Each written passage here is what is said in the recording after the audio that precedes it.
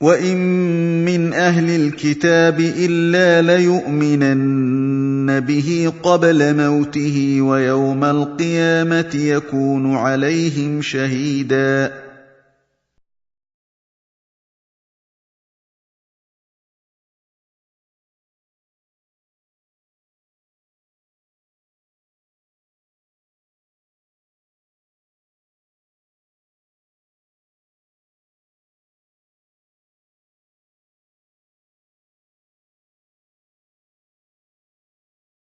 الحمد لله رب العالمين والصلاة والسلام على سيد الرسل وخاتم النبيين سيدنا ونبينا ومولانا محمد صلى الله عليه وسلم وعلى آله وصحبه أجمعين، وبعد. أعوذ بالله من الشيطان الرجيم. بسم الله الرحمن الرحيم.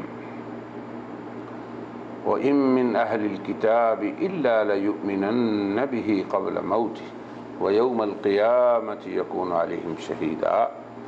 وقال النبي صلی اللہ علیہ وسلم الدین النصیحہ. ناظرین و سامعین، دین بھلائی ہے اس سلسلے کے 12ویں محاضرے کا یہ دوسرا حصہ ہے، یا اس کی دوسری قسط ہے۔ اس سے قبل ہم نے اسلامی مسلمات کے بارے میں جن کا قرآن حکیم میں ذکر ہوا ہے، مرزائی تعامل کی طرف اشارہ کیا۔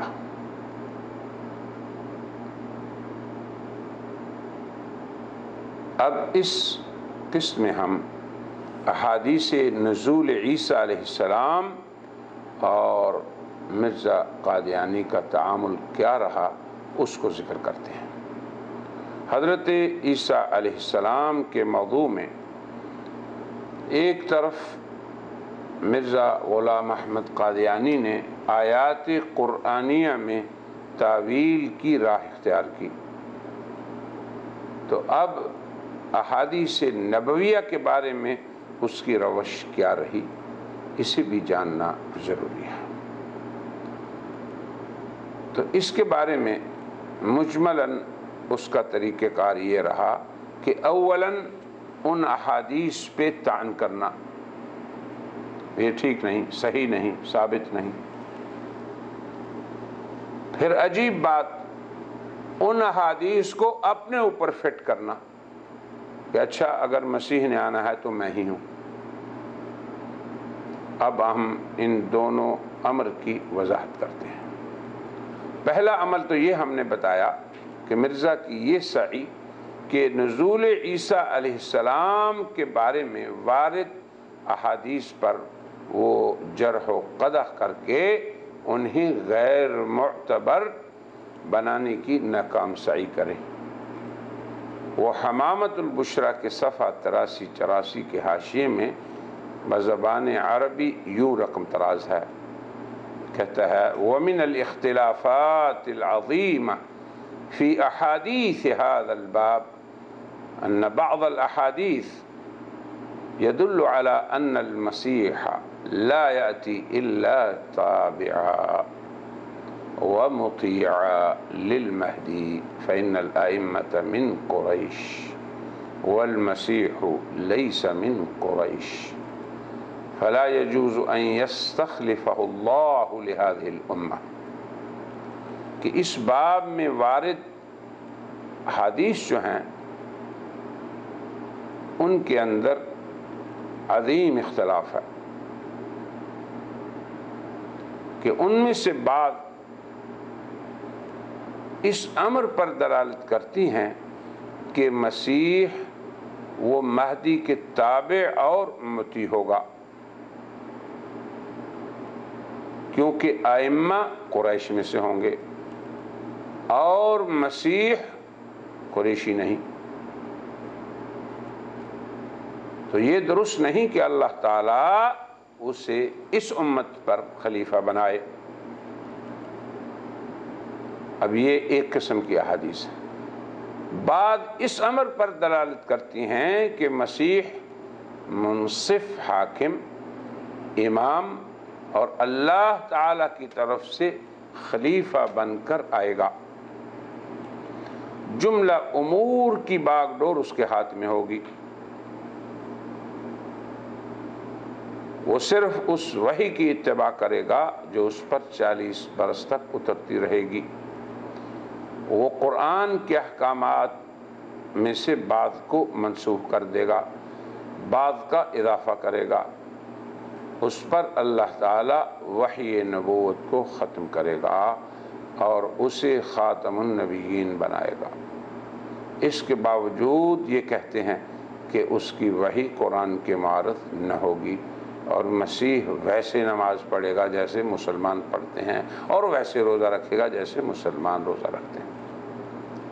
اب یہ دیکھیے، مرزا غلام احمد قادیانی کے نزدیک نزول مہدی کی احادیث اور ان میں اس کی جرح قدع، اور نزول عیسیٰ چونکہ بہت سے امور ان کے مابین مشترک ہیں. تو یہ اسلوب جو ہے مرزا کا، یہ بھی بدیہی البطلان ہے، اور یہ ان احادیث کے بارے میں مرزا کے ریمارکس جو ہیں یہ بھی درست نہیں. نزول عیسیٰ کی احادیث حد تواتر معنوی تک پہنچ چکی ہیں، جن میں جرح قدح یا شک اور تعویل کی گنجائش نہیں، اور اس امر پر امت مسلمہ کا اجماع ہو چکا. اب یہ تو پہلا اسلوب ہم نے بتایا کہ ان پہ جرح تان کرنے کا. دوسرا، اپنے اوپر انہیں فٹ کرنے کی سعی. مرزا یہ بھی کہتا ہے میں مسیح ہوں، یہ بھی کہتا ہے میں مہدی ہوں. تو ایک طرف تو مرزا نے نزول عیسیٰ علیہ السلام کی احادیث پر قدح کر کے انہیں رد کرنے کی مذموم سعی کی، تو دوسری طرف انہیں اپنی ذات پر فٹ کرنے کی جسارت کی، اور یہ ثابت کرنا چاہا کہ وہ مسیح موعود ہے جو غلبہ اسلام کے لیے آنے والا تھا، جس کے ہاتھوں کفر کی شان و شوکت پامال ہونی تھی، وہ میں ہی ہوں. نیز اس نے احادیث دجال کو اپنے زمانے کے سیاسی اہل شوقت پر بھی فٹ کرنے کی سعی کی. دجال کے بارے میں تو ہمارا مفصل مستقل ایک مقالہ ہے کہ اس کے بارے میں اس کی کیا تعویلات ہیں. بہرحال پھر اس طرح وہ حمامت البشرا کے حاشی میں صفحہ 81 اور 83 میں یوں رقم دراز ہے، یہ بھی عربی میں ہے: وَنَرَىٰ أَنَّ السَّلَاطِينَ كُلُّهُمْ يَرْتَعِدُونَ مِنْ حَوْلِهِمْ وَقَدْ ظَهَرَتْ عَلَىٰ قُلُوبِهِمْ خَوْفٌ وَانْحِجَامٌ وَاعْتَقَدُوا بِأَنَّهُمْ عَلَيْهِمْ غَالِبُونَ ولكن لا نرى من الدجال الموهوم المتصور في خيالات القوم أثرا ولا علامة، ونرى أن فتن النصارى قد تكاثرت وامتلأت الأرض من مكائدهم، فهذا دليل واضح على أن المعنى الصحيح لنزول المسيح عند غلبة النصارى على الأرض، ولا سبيل إلى تطبيق هذه الأحاديث المتعارضة إلا أن نقول إن قسيسي النصارى هم الدجال المعهود، ووجب علينا أن نفسر الأحاديث بنحو ظهرت معانيها في الخارج، فإن الأحاديث التي ذكرنا آنفا كان بعضها قائدا إلى أن المسيح ينزل عند شوكة النصارى وشوكة صليبهم وتسلطهم في الأرض، وكان بعضها قائدا إلى أنه لا ينزل إلا في وقت خروج الدجال وتسلطه على وجه الأرض كلها. المهم اس عربی عبارت کا ترجمہ ہم پیش کرتے ہیں. جب ہم نے موجودہ واقعات پر نظر کی تو یہ پایا کہ نصارہ کی حکومت نے اہل زمین پر دائرہ کی طرح احاطہ کر رکھا ہے، جیسے ایک دائرہ ہو جاتا ہے اور اس کے اندر ساری چیزوں ایسے ہی. اور ہم دیکھتے ہیں کہ تمام حکمران ان کی قوت سے کانپتے ہیں، دلوں میں ان کا خوف و دہشت طاری ہے، ان کا یقین ہے کہ وہ ان پر غالب ہیں. لیکن ہم قوم کے خیالوں میں موہوم متصور دجال کا کوئی اثر یا علامت نہیں پاتے. ہم یہ بھی دیکھتے ہیں کہ نصارہ کے فتنے بکثرت ہو گئے، زمین ان کے فریب کاریوں سے بھر گئی. جو نصارہ کے زمین پر غلبہ کے وقت نزول مسیح کی کھلی دلیل ہے. ان متعارض احادیث کی تطبیق کا اس کے سوا کوئی راستہ نہیں کہ ہم کہیں کہ عیسائی پادری ہی معہود دجال ہیں.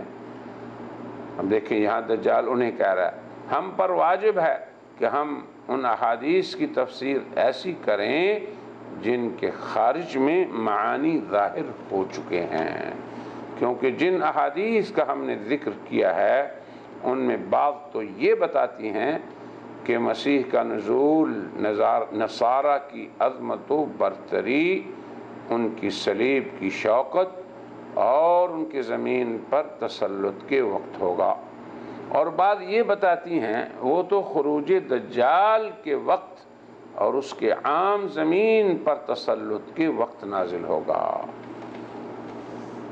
پہلے امر کے آثار کو تو ہم دیکھ رہے ہیں کہ صلیب کی شوکت کی خبریں پوری ہو گئیں اور یہ کچھ وقوع پذیر ہو گیا جیسے رسول اللہ صلی اللہ علیہ وسلم نے خبر دی. ہم نے اس کا اپنی آنکھوں سے مشاہدہ کر لیا ہے. دوسرا امر اس کے خلاف ہے، اس کے معارض ہے، یعنی خروج دجال والی حدیث جس کا اثر ظاہر نہیں ہوا.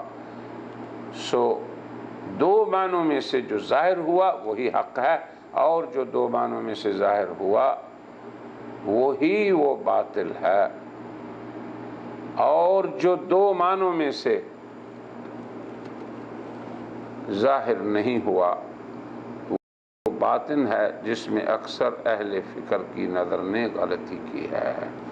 اب اندازہ کریں کہ اس اسلوب کا ماحصل اور مقصد کیا ہے. یہ جو مرزا کا بیان ہم نے پڑھا ہے حضرت عیسیٰ علیہ السلام کے نزول کے اصل معنی کے بارے میں، اور یہ دعویٰ کیا اس نے کہ اللہ نے اسے مخفی رکھا، یہاں تک کہ حقیقت نزول عیسیٰ ان پر بھی مخفی رہی، خود نبی خاتم صلی اللہ علیہ وسلم پہ بھی مخفی رہی، آپ کے صحابہ پر، حضرات تابعین پر اور علماء امت اسلام پہ مخفی رہی، اور اس کا انکشاف صرف مرزا غلام احمد کو ہی ہوا. یہ دعویٰ بلا دلیل اور ظاہر البطلان، اس میں اللہ تعالیٰ کی ذات گرامی پر اتہام.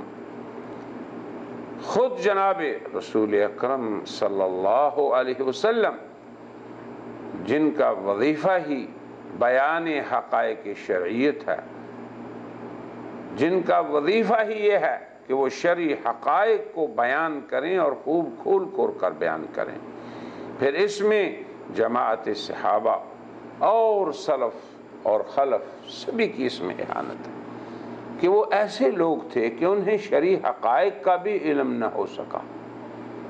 تو مرزے کے جو اس اسلوب سے اس کی غرض ہے وہ یہ ہے کہ وہ نزول مسیح کا اپنا ایک خود معنی بنائے اور پھر اسے اپنی ذات پر فٹ کر کے اپنی مسیحیت کو لوگوں کو منوانے کی ناکام سعی کرے. یہی اصل غرض ہے. پھر یہ عجیب امر ہے کہ ایک طرف تو مرزا نزول مسیح کے بارے میں، اب یہ دیکھیں غور طلب بات، اللہ کی بھی عجیب حکمت ہے کہ کیسے اللہ نے اس کو تناقض کا شکار کر دیا کہ ایک طرف تو وہ ان احادیث میں جرح کر رہا ہے، قدح کر رہا ہے، ناقابل اعتبار انہیں کہہ رہا ہے جو نزول مسیح کے بارے میں آئی ہیں، جو تواتر معنوی کی حد تک پہنچ چکی ہیں، اور خود اپنے آپ کو مسیح پھر بنا لیتا ہے. بلکہ ان کو اپنے اوپر پھر فٹ کرنے کی کوشش کرتا ہے۔ کیسا عجیب تناقض ہے۔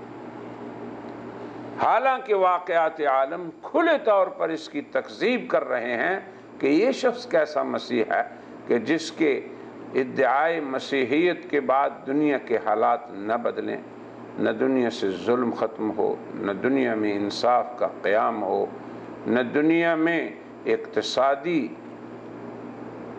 طور پہ یا امنی طور پہ لوگوں کے حالات بہتر بن سکیں، نہ آسمانی برکات ظاہر ہوں، نہ زمینی برکات ظاہر ہوں۔ انسانوں میں بجائے امن و امان کے جنگ و جدال جو ہے وہ عام ہو جائے۔ نزول عیسیٰ علیہ السلام کی احادیث کے مضمون کے مطابق نزول مسیح کے وقت جو دینی کیفیت لوگوں کی کہ ایک سجدہ ان کو عزیز ہوگا دنیا سے، یعنی دنیا کو وہ قربان کریں گے عبادت کی خاطر، پھر عالمی امن، پھر دنیا کے اقتصادی حالات بہترین ہوں گے، زمین و آسمان کی برکات ان پہ ظاہر ہوں گی۔ اب مرزا کے دعوے کہ وہ مسیح ہے، وہ مہدی ہے، پھر دنیا کے حالات کا برعکس ہونا اور تاحال ہیں، یہ سب اس کے ادعائے مسیحیت کے جھوٹا ہونے کی دلیل ہے۔ اور تمام بنی آدم، مسلمان غیر مسلم، قادیانی غیر قادیانی، سبھی ان حالات کا مشاہدہ کر رہے ہیں کہ جو علامات، جو بشارات، جو برکات مسیح و مہدی کے زمانے میں ہوں گی اس کائنات میں، وہ ہرگز ہرگز مرزے کے ادعائے مسیحیت و مہدی کے بعد نہیں ہوئے۔ نزول عیسیٰ علیہ السلام کے بارے میں مرزا کے اس اسلوب کو، جس کو ہم نے ابھی بیان کیا، کہ اس نے اولاً تو ان احادیث کو موضع جرح و قدح بنایا، اور پھر خود ہی کوشش بھی کرنا شروع کر دی کہ میں ہی مسیح موعود ہوں، اور وہ اصل مسیح جو تھا، جس نے آنا تھا، وہ نہیں آئے گا، نہ اس کا رفع ہوا۔ ہم نے یہ ذکر کیا کہ حضرت عیسیٰ علیہ السلام کے نزول کے بارے میں جو احادیث وارد ہیں، سب سے پہلے مرزا غلام احمد نے ان پہ طعن کیا، جرح کی۔ دوسرا کام یہ کیا کہ ان احادیث کو اپنے اوپر فٹ کرنے کی کوشش کی۔ رہی وہ آیات قرآنیہ جن سے مسلمان حیات عیسیٰ علیہ السلام ثابت کرتے ہیں، پھر احادیث نبویہ جن سے مسلمان احادیث حیات عیسیٰ علیہ السلام ثابت کرتے ہیں، اور امت مسلمہ کا اجماع۔ یہ تین اسلوب ہیں مسلمانوں کے حضرت عیسیٰ کی حیات کے اس بات کے۔ اب مرزا غلام احمد قادیانی نے جب اپنے لیے مسیحیت کا دعویٰ کیا تو حضرت عیسیٰ کی وفات کو ثابت کرنے کے لیے اور ان ادلہ کی کاٹ کی خاطر 30 آیات قرآنی جمع کی، اور ان سے اس نے حضرت عیسیٰ علیہ السلام کی وفات کو ثابت کرنے کی سعی کی ہے۔ اپنے اس بیان کو ہم اسی امر پہ ختم کرتے ہیں، اور انشاءاللہ آئندہ قسط میں ہم مرزا غلام احمد قادیانی کی جمع کردہ آیات کی تفصیل ذکر کریں گے۔ وآخر دعوانا ان الحمد للہ رب العالمین۔